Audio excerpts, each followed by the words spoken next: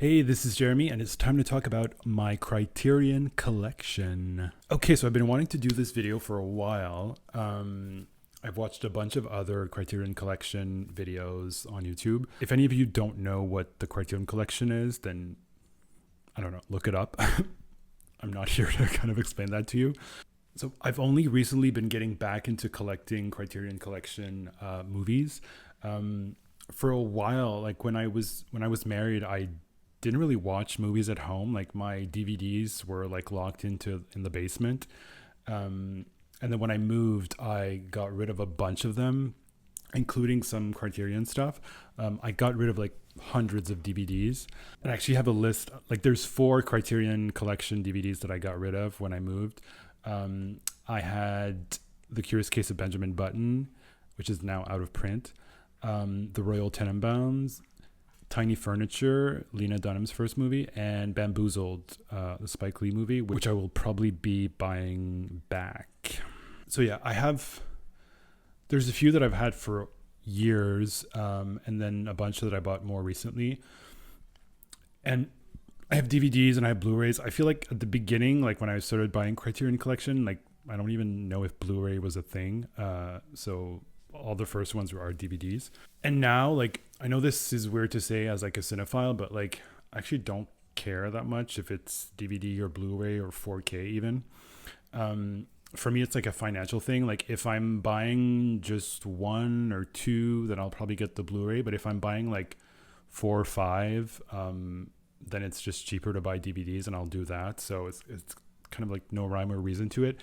If it's a movie that I really, really love, I'll probably get the Blu-ray, but otherwise it just depends on what I'm buying in the moment. So let's get started. These are not in any particular order. First up, Dazed and Confused, one of my 10 favorite movies of all time. This is probably one of the first Criterion Collection DVDs that I bought. This came with a poster that I have laminated in my room. The cover is great. It's like a little cardboard box. I love this movie so much. It reminds me of high school and of home, even though like I grew up in a small town and it didn't feel like this, but just like the kind of like randomness of just like walking around and doing nothing. I relate to that a lot. And obviously it has all these actors that we love: Matthew McConaughey, Ben Affleck, Parker Posey. Like, it's probably my favorite Linklater movie. Yeah, for sure. So next up, House. This movie is fucking crazy. It is a Japanese movie from 1977. It's spine number 539. The story's crazy. It's like these school girls who are going into this haunted house and they just get killed one after the other. But visually, it's insane. Like, it's so psychedelic and colorful, and the music is crazy as well. And obviously, this cover is wild. So yeah, this is one of my favorites. I love when I show it to someone who's never seen it, because they're always like, what the fuck is this? But they love it. They always end up loving it. Next up, The Damned. This is a Visconti movie with one of my favorite new actors, Dirk Bogarde, who I discovered like 2 years ago, and I've been trying to watch a lot of his movies. I'm kind of obsessed. He's a really, really great actor. This movie takes place in the Second World War. It's like this rich family who are doing all these shady things. I hadn't seen it before I bought it. I only bought it because of Dirk. So I didn't really like it that much when I saw it, but I feel like I'll probably like it more at a second viewing. But I'm just glad to have it, like, because it's Dirk and it's kind of freaky. So I like to have those movies. Visconti also worked with Dirk on Death in Venice, which is a better movie, and it's also in the Criterion Collection, but I don't have it yet. Next up, Betty Blue, which is a French movie from 1986. I think this was her first movie, but Béatrice Dalle, which is French legendary actress, she's amazing. She gives a crazy performance in this movie. But it's just this crazy love story with two people that are like insane. It's a long movie, but it looks amazing and it's really fun and it's sexy and it's crazy and yeah, I love it. Next up, The Rose, the Bette Midler movie from 1979, spine number 757. This I also saw for the first time after I bought this Criterion Collection because The Rose is like not available on streaming anywhere. I really really liked it. Like it's loosely inspired by like Janis Joplin. The performance scenes are breathtaking. Like Bette just gives everything. The story's cool too, but like it's really for the performances. It's really really great. I'm glad that I have this. And then Paris is Burning, the classic. This is a really really cool edition. There's so much on here. There's so much extra footage. I'm not even done watching all of it. This is really a classic. Like if you're a Criterion collector, you need to have this in your collection. Yeah, I love this cover as well. It's simple, but it's great. Next up, To Die For. As most of you know, I am a Nicole Kidman fanatic. So I had to have this. I bought it in Blu-ray. This is one of her best performances. It's one of her comedic turns. It's great from 1995. And the cover is just her face. So obviously I love it. This is a Gus Van Sant movie. It's probably my favorite Gus Van Sant movie. Even though I have a soft spot for his Psycho remake, but we'll talk about that at another time. Yeah, this looks great. I watched it. Really great. Next up, The Servant, that I also bought in Blu-ray. This is a Joseph Losey movie from 1963. And I only saw it like 2 years ago for the first time. And it stars Dirk Bogarde, who was instantly one of my favorite actors when I saw this. It's about this servant who kind of takes over his boss's life and just like brings him to really weird places. And it looks amazing. It's in black and white. And yeah, it was like instantly one of my favorite movies. I've seen it 3 times now and I love it more every time. Next up, Querelle or whatever, however people pronounce it. This is a Fassbinder movie, his last movie actually from 1982. I love this cover. It's crazy. But this movie, the ADR on this movie is wildly out of sync. I saw this on streaming somewhere. I guess it was probably the Criterion channel for the first time. And then I thought there was like a problem with it. So I was like, oh, maybe when I get the actual physical media, it'll be better, but it's not. So that's something that really, really bugs me in movies. And I know that like it was kind of done on purpose, but I hate that. Anyway, but this movie looks gorgeous. I probably should have bought this in Blu-ray 4K, but I did not.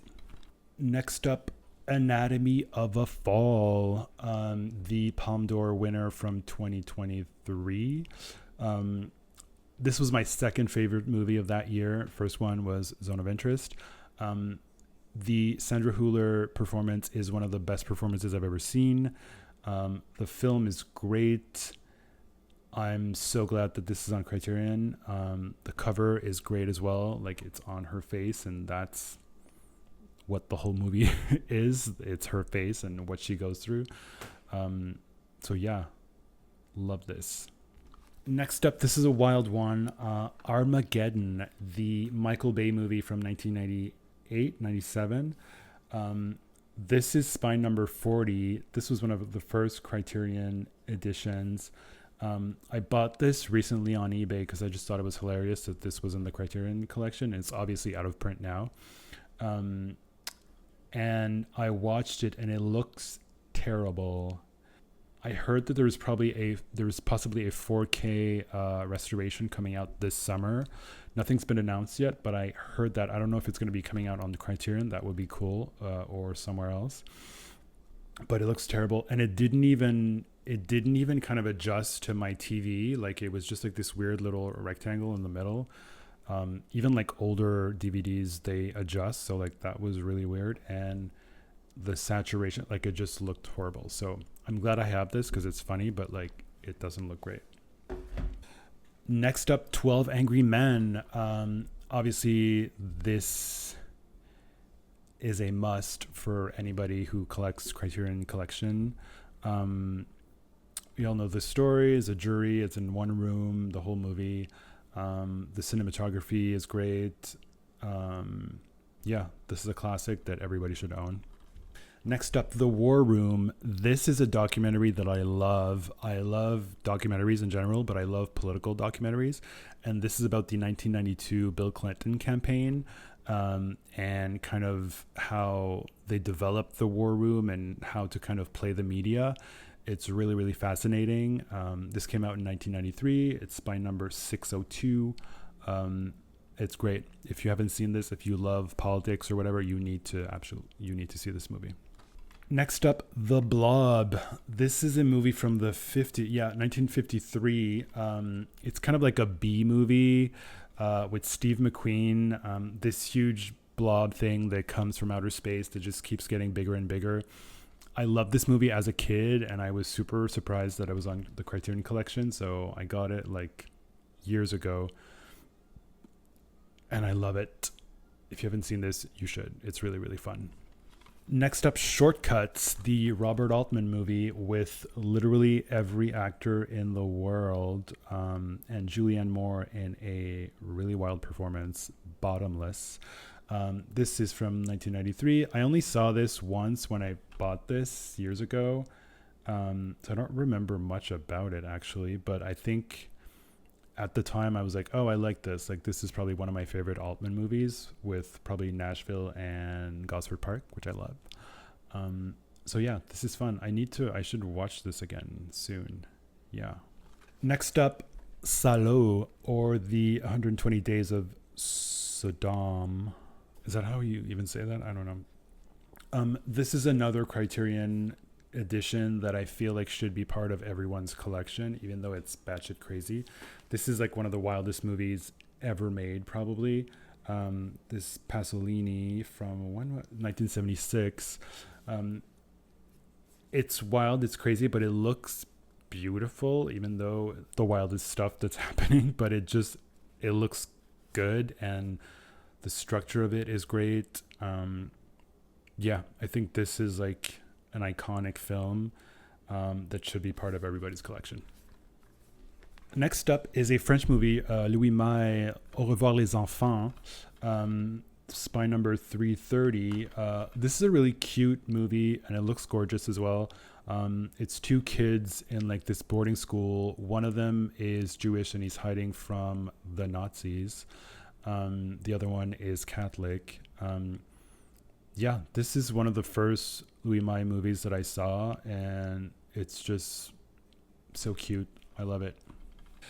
Next up, The Big Chill, the 1983 movie with a bunch of actors we love, including Glenn Close in the craziest haircut she's ever had, and Jeff Goldblum, William Hurt. This movie has probably the best soundtrack of any movie ever. Even though you wouldn't think that it would have a great soundtrack because it's about a funeral and friends getting back together, but it does. Yeah, I have no idea why I bought this on Blu-ray, but I did. And yeah, I haven't seen this in a while, but it is a great movie. John Waters' Pink Flamingos. I feel like it's one of my favorite Waters, but it's also one of the jankiest. Like, obviously it was his first movie and it's really like low budget, but it kind of all comes together perfectly. It's obvious, and obviously Divine is divine in this movie. So yeah, I think there's a lot of John Waters in the Criterion Collection. I only have this one, but yeah, if you're only gonna have one, this is the one to have. Next up, Fox and His Friends, the Fassbinder movie from 1975. This I saw last year for the first time. I bought the Blu-ray. it's really like Fassbender himself is playing the lead in this movie. It's like this gay guy who comes into money, and then he gets like robbed and played by everyone around him. It's really sad, but it's also, I don't know, it's fun. It looks great. There's like the visual, like production design, everything is really nice. I think it probably one of my favorite, if not my favorite Fassbender movies as of yet. I haven't seen all of them. I'm currently on my Fassbender journey. Yeah, love this one. If you haven't seen it, see it now. Next, we have Happiness, the Todd Solondz movie with Philip Seymour Hoffman and Lara Flynn Boyle. Where the fuck is she today? This is great. It's so uncomfortable, and I feel like this probably couldn't be made today. It's just there's so much controversial stuff happening in it. Yeah, I like this cover. I feel like this is the original cover. I don't think it's a special Criterion cover. But yeah, got this in Blu-ray. Next, we have original cast album Company. This is about the recording of the cast album for the musical Company. This was actually directed by the same guy that did The War Room, which I also have. This is worth it, if not just for like the Elaine Stritch portion where she's trying to hit these notes and she's just not getting it and she's super frustrated. And Sondheim is not giving her any leeway. Yeah, I love this movie. I love like making of movies, and this is a great one. Next up, The Game, which is maybe my favorite or my second favorite Fincher movie. Seven is obviously Seven, and it's amazing and it's a masterpiece. But this, and I feel like a lot of people don't like this movie, but I love it. It is so wild, and it's one of those like rarely for me do I put myself in the shoes of the main character and like how I would be feeling, but this is one of those movies where I do, because I just would be like going crazy with everything that's happening to Michael Douglas. Yeah, if you haven't seen this, see it. I feel like a lot of people, even my age, have not seen this movie. But it's great. It's like a really fun ride. I love the ending. A lot of people that like the movie don't like the ending, but I love the ending. Yeah, I'm glad that this is in the Criterion Collection. Next up, Rosemary's Baby. This is the original cover, I think, as well. I only saw this movie in high school. I haven't watched it again since I got this DVD. I remember like not liking it that much, but Mia Farrow's haircut is really cute, so I think it's worth it just for that. And also John Cassavetes plays her husband. It's always fun to see John acting. Yeah, Polanski, but Rosemary's Baby, yes. This next one is one of my favorites, and I actually realized that it was out of print this morning. Man Bites Dog, the French movie. The French title is C'est arrivé près de chez vous. It's a film crew that is following a serial killer around. So it's like this fake documentary, mockumentary type of thing. It's in black and white. It's from 1992. It premiered at Cannes. And yeah, it's funny. Like the main character is funny, but it's also brutal and super violent. And yeah, there's a lot of people haven't seen this movie, or like people don't talk about this movie enough. It's really, really good. And I just realized that it's broken and the disc is loose inside, so I need to fucking fix that somehow. Yeah. I think it's streaming on the Criterion channel, so if you haven't seen it, see it there. Next up, Fish Tank, the Andrea Arnold movie from 2009. This, I think, is the first time that I saw Michael Fassbender in anything. And it's this little white girl from the projects trying to live her life and not getting along with her mom's new boyfriend. But it's really fun. It's like a time capsule for like that, like the mid 2000s. Yeah, I think this is my favorite Andrea Arnold movie. Next up, Night and Fog, the Alain René. This is actually a French. Yeah, this is in French. It's a short, like it's 31 minutes. It's a short documentary on the Second World War, shot in black and white, obviously. Yeah, from on the Criterion website, the cover is different now. It's like black with like barbed wire going across it. But this, I guess, is the earliest or like first edition of this movie in the collection. Yeah, haven't seen this in a while, but I'm glad that I have it.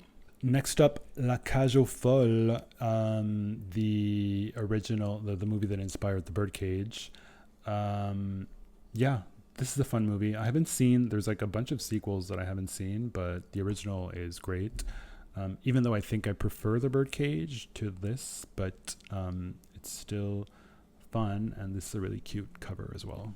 Next up, Island of Lost Souls. This is a really old, yeah, this is from 1932, and it's based on H.G. Wells' novel The Island of Dr. Moreau, which I've read and loved. And yeah, this is great. It's obviously from the 30s. There's all these creatures in it. It's obviously, if you don't know the story, it's like this doctor on an island who kind of does these experiments on humans and animals, and like mixes them together, and it creates these weird creatures. Yeah, I think I prefer this to I think it's 1997 or 96, the version with Val Kilmer and Marlon Brando. That was complete trash, but this is great and really fun. Next up, Safe, Todd Haynes, Julianne Moore. This is, I think, their first collaboration, and maybe their best.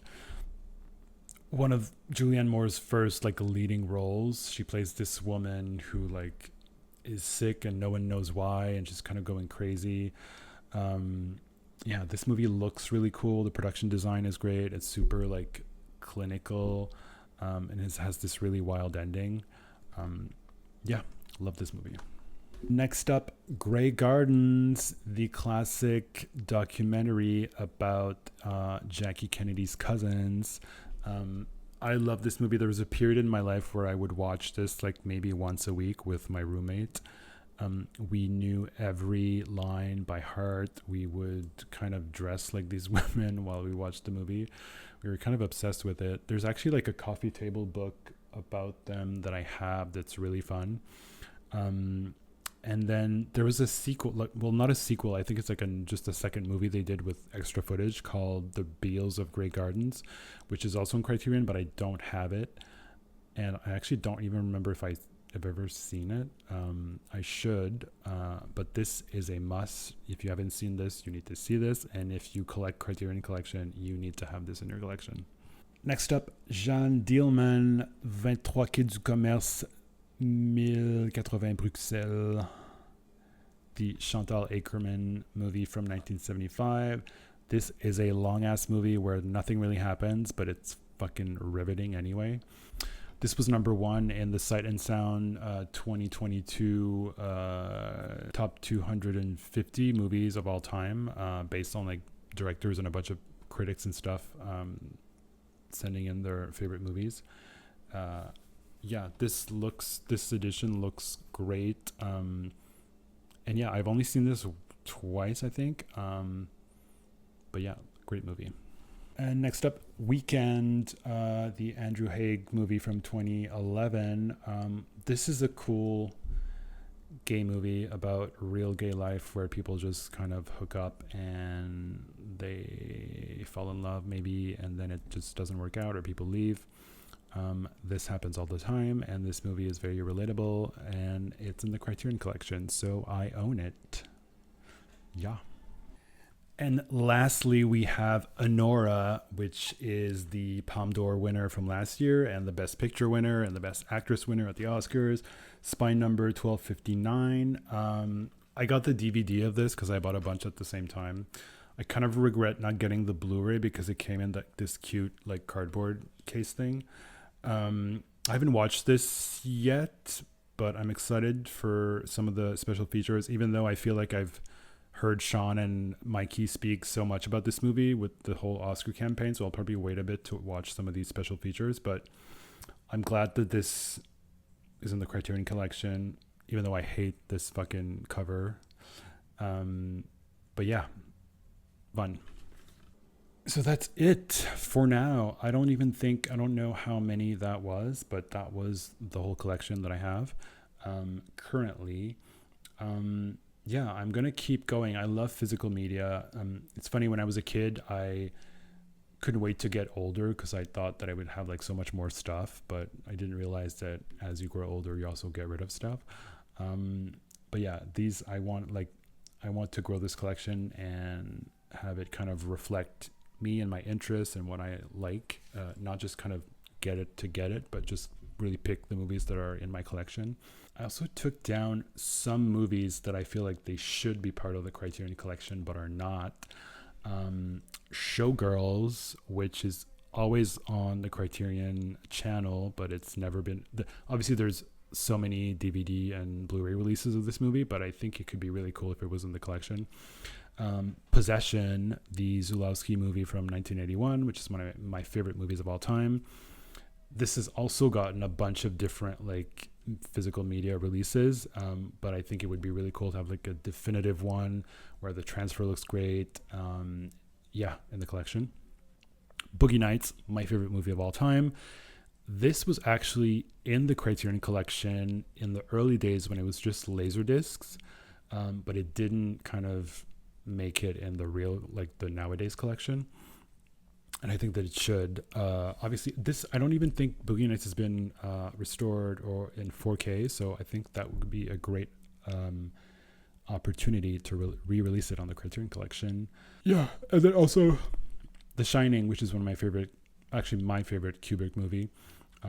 There's most of the other ones are in the Criterion Collection, so this should be as well. And that's kind of it. Yeah, thanks for watching if you're still here. And I might make another Criterion Collection video maybe like in a year or so when I have more. Yeah, see ya. Bye.